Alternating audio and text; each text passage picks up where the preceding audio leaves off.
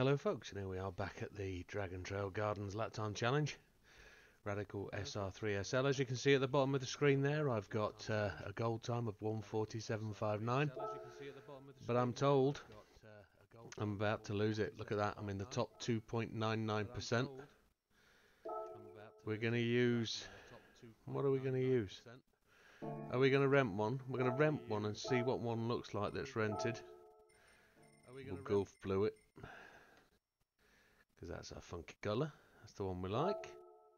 And we're going to see actually where we are. We're in the top 6,000, so Mr. Maguire and NW have gone above us of the names we know. In the 139s and the 140s, we need to get into those low 140s to make ourselves safe. I genuinely think a 139 will make us ultimately safe. But this one I think people are finding a challenge compared to the last one. 6,500. Settings, we finished the last one with traction control 1, default ABS, and we had stability management and counter steer on strong, and that's where we're going to start. I've also modified my brake pedal, which we'll talk about. Let's give it a whirl.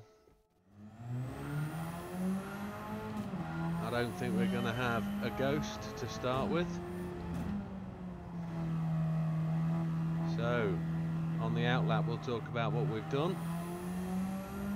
So what I've done is I've got a 3D printer, some of you will know that, and I've trawled through a place called Thingiverse and looked for Logitech brake mods G29, and I've come across 3 or 4, and ultimately printed them out and tried them, and to be honest folks, they're all absolutely rubbish until you chop one of them up. And I chopped one up and it's made the brakes much sharper on the foot, so I need more pressure to push it, and it's shortened the stroke. So as you see when we brake into this long corner down the bottom, you'll see that ultimately we get all the braking force but half the throw, so I'm not smashing the brake pedal all the way to the floor and locking up the wheels.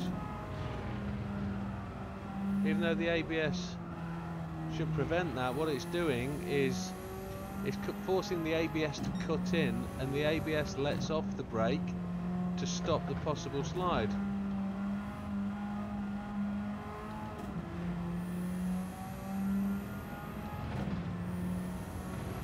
Car feels fast. It's a rental, so it is what it is. Tyres are set.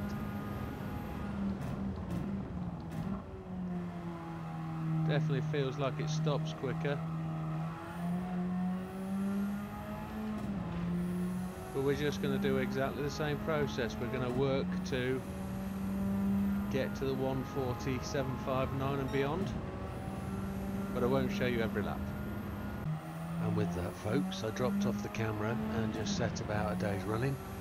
You can see there we put in that lap time, which was way short of the target time. And as we progressed through the evening, I managed to rack up in the region of around about 500 miles. I think the last video clip I took was 466. So we did a fair whack. But with the new brake pedal, I really wasn't able to get anywhere near beating my time. So it was a scratching head moment, and as you can see here, we're starting to just thread the needle and start to run those perfect laps.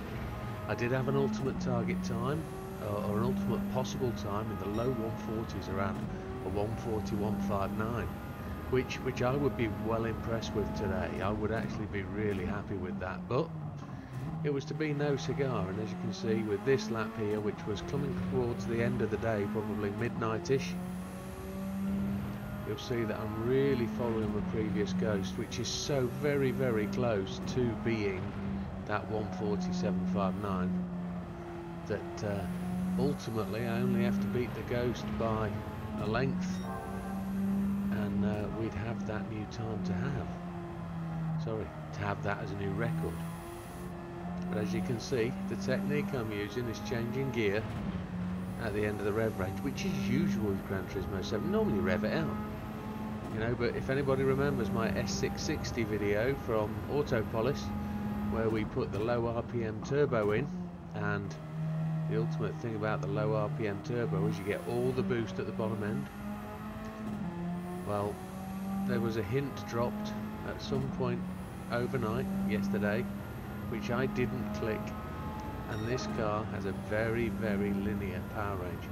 You can see they almost beat it, a 140.676, which was my fastest time of the day, and there it goes, a 140.659 would be an improvement.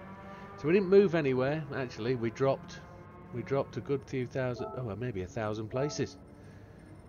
We just checked. I'd even turned off ASM, put it back on. I'd turned off counter steer. But then today we try and think, and we got a new skin from JB. JB did a little bit of work and put together a new skin for us. As you can see here, he's put the Widdowmaker colours on and developed a new logo, which I'm quite happy with, except it doesn't have the double D. We all like double Ds, don't we, fellas? However, eyes on the game. I've been asked what mods you can make to the car, and there's very little. The only thing you can do is put bigger wheel size on. And to be honest, when I changed wheel size upwards, I felt it helped the car. I really did. It felt more stable going into the corners, less chance of sliding out. It's still going to slide on you if you're in the wrong gear or if you're braking too hard, but ultimately it does help, I feel. So if you want to change wheel size, please do so. It might be psychological, but it may help you get that extra tenth you need to get that gold. So as we just look over the car one more time, we go back to the track, and as you can see, it's lap 22 for today. Again, we're going to go into lap 23. We've got a current record of 147.59, and watch the gear changes. I'm changing gear before the centre part of the RPM meter, and we'll show you why at the end of the video why that's important. But as we push on through, I'm in 5th gear. I was only using 4th gear at that point of the track yesterday, and I'm turning into here in 3rd gear, making sure we're in 3rd gear and accelerating over the 2nd sausage curb. It's such a needle thread of that. You put the wrong tyre on the curb on either one, and you'll get that half a second time penalty. You actually get a second if you hit the first one wrong. Coming to this corner down to first. Now I think I can do that corner better, but changing gear just about at the centre of the rev range, maybe just at the top of the 2nd digit. If you don't have this view and you don't have the RPM range on the screen in front of you, I can recommend this. Really helps.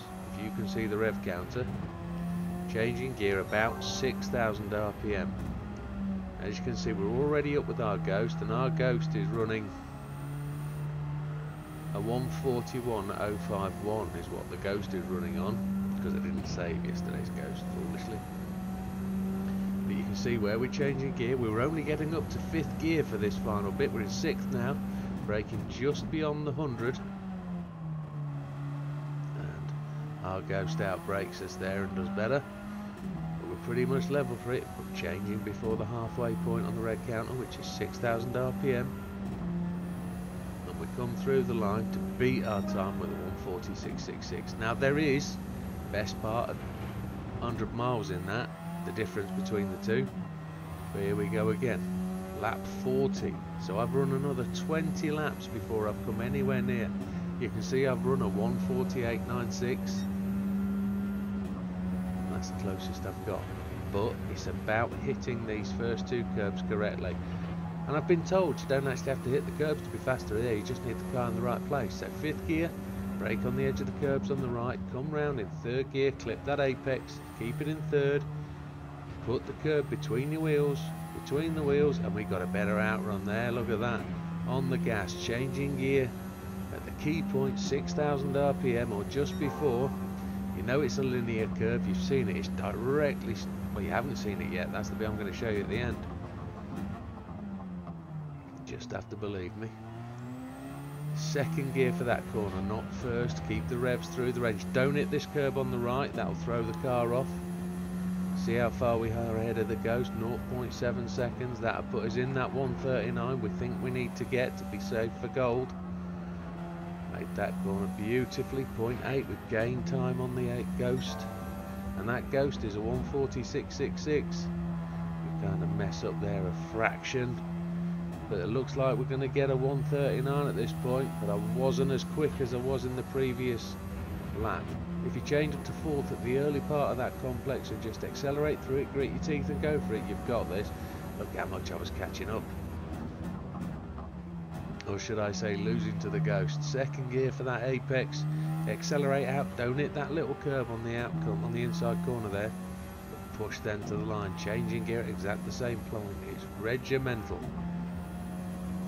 Come through the line with a 143.46, and that, folks, I did a few more laps, I have to tell you, but at 119 mile for the day and getting that, I get a nice little 3-star ticket as a reward. Thank you very much, PD. And there it is, a 143.46, and you can see my fastest possible lap there, a 139.863, which I think I'm going to try for in the next 10 days, because that's how many days we've got left. Puts me in the top 2.57%, 4,403rd. Feels good, top 5,000. I don't move up very far on my friends list. When I last showed you it, it was 24 hours ago. Now it's actually today, live. And we're about where we were. Same people above us. Just moving on, just making progress. There we go, this is the explanation of why it works. This is my car in the normal garage. We're going to go over to the fully customizable ECU. We're going to click on that. You can see low RPM turbo. So I'm expecting that to be the case. And look at that curve. It's quite linear. Maximum torque is at where it's marked 323 in the blue. Drag a finger down there. It's probably 6,000 RPM. Any acceleration over that 6,000 RPM is wasted power and you're not accelerating as quick as you can. So let's go and look at the setup in the sport mode. Actually in Dragon Trails Garden, let's go and click on the select from garage. Then we're going to move into the actual setup page and let's have a look at the difference. It's a normal turbocharger, normal ECU, and look how that is dropped to 239 brake horsepower, but again nothing after about 6,000 RPM. It's probably more like 5,800. So you've got to change before that peak point to drop back into the peak power, and that's where your acceleration, if you're revving the car out, which was my mistake, then you're not going to be able to reach maximum speed, and therefore you're also not going to reach the ultimate gear. So as demonstrated, I was in 6th gear at the end of that final straight before the final hairpin.